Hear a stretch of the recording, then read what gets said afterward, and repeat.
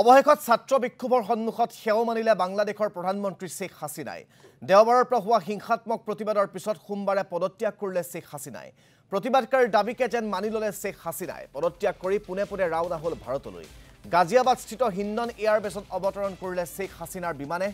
শেখ হাছিনাক সাক্ষাৎ কৰিলে ৰাষ্ট্ৰীয় নিৰাপত্তা উপদেষ্টা অজিত ডোভালৰ সৈতে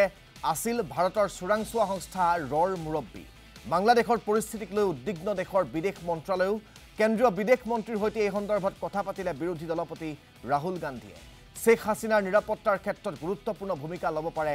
ভাৰতে সুবুৰীয়া ৰাষ্ট্ৰৰ পৰিস্থিতিৰ মোকাবিলা কৰাৰ চেষ্টা কৰিছে বিদেশ মন্ত্ৰালয়ে শেখ হাছিনাৰ পদত্যাগৰ পিছতো ক্ষান্ত হোৱা নাই একাংশ হিংসুক প্ৰতিবাদকাৰীয়ে ভাঙিছে শেখ হাছিনাৰ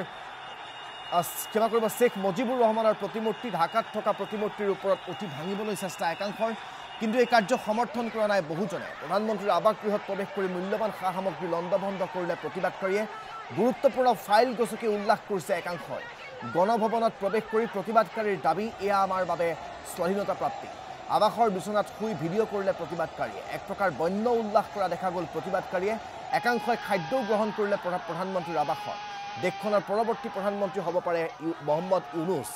নোবেল বিজয়ী মহম্মদ হ'ব পাৰে শেখ হাছিনাৰ স্থলাভিষিক্ত দেশখনৰ শান্তি প্ৰতিষ্ঠাৰ ক্ষেত্ৰত মহম্মদ ইউনুছে ল'ব পাৰে গুৰুত্বপূৰ্ণ ভূমিকা দেশখনৰ বহু নাগৰিকেও বিচাৰিছে মহম্মদ ইউনুছ প্ৰধানমন্ত্ৰী হোৱাটো অৱশ্যে এই ক্ষেত্ৰত কোনো সিদ্ধান্ত লোৱা হোৱা নাই কিন্তু শেখ হাছিনাই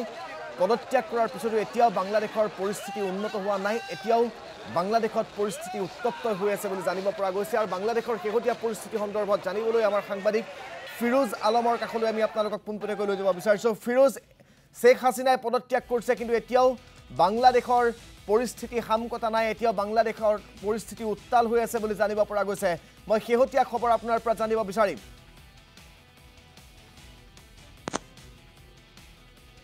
হয় ৰাজীৱ আসলতে বাংলাদেশ কৰিছে কাৰণ যেহেতু বাংলাদেশৰ যি প্ৰতিবাদে এক ভয়ংকৰ ৰূপ লৈছে আৰু তাৰ পৰিপ্ৰেক্ষিতত কিন্তু বাংলাদেশৰ যিগৰাকী প্ৰধানমন্ত্ৰী শেখ হাছিনাই ইতিমধ্যে পদত্যাগ কৰিছে আৰু ভাৰতত আশ্ৰয় গ্ৰহণ কৰিছে আৰু পৰৱৰ্তী প্ৰধানমন্ত্ৰী হিচাপে ডক্টৰ ইউনুছ জাভেদ নোবেল বিজয়ী যি ডক্টৰ ইউনুছ জাভেদক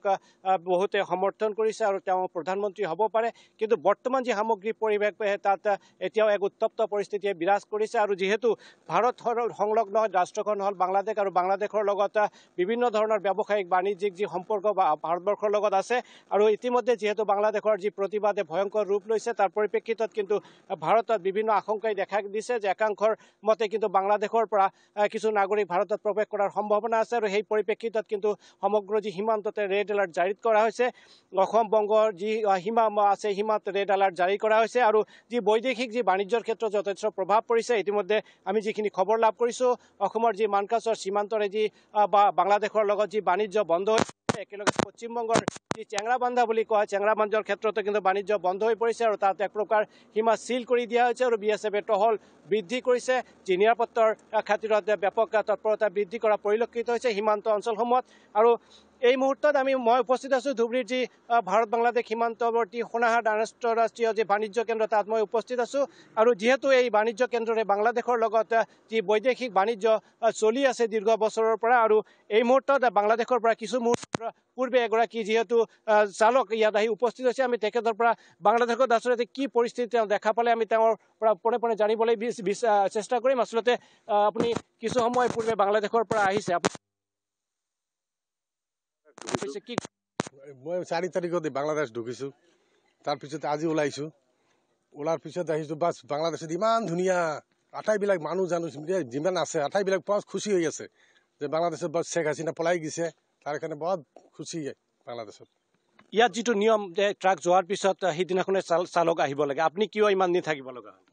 সেই বিডিআৰে তাতে কেঁচাল পেচাল গুলি টুলি পুৰা চলি আছিল তাৰ কাৰণে দুদিন তাতে ৰখি দিছে গাড়ী ৰখি দিয়াৰ পাছত আজি গাড়ীখিনি ওলাই দিছে এতিয়া পৰিস্থিতি কেনেকুৱা এতিয়া পৰিস্থিতি খুব বৰ ভাল ৰাজীৱ এটা কথা উল্লেখ কৰিব লাগিব আমি প্ৰথমবাৰ বাংলাদেশৰ পৰা অসমত প্ৰৱেশ কৰা এগৰাকী চালকৰ ভাষ্য ল'বলৈ সমৰ্থ হৈছোঁ আমি একাংশ আমাৰ ব্যৱসায়ী ফিৰোজ আলম পোনপটীয়াকৈ আমাক পৰিৱেশ দেখুওৱাৰ বাবে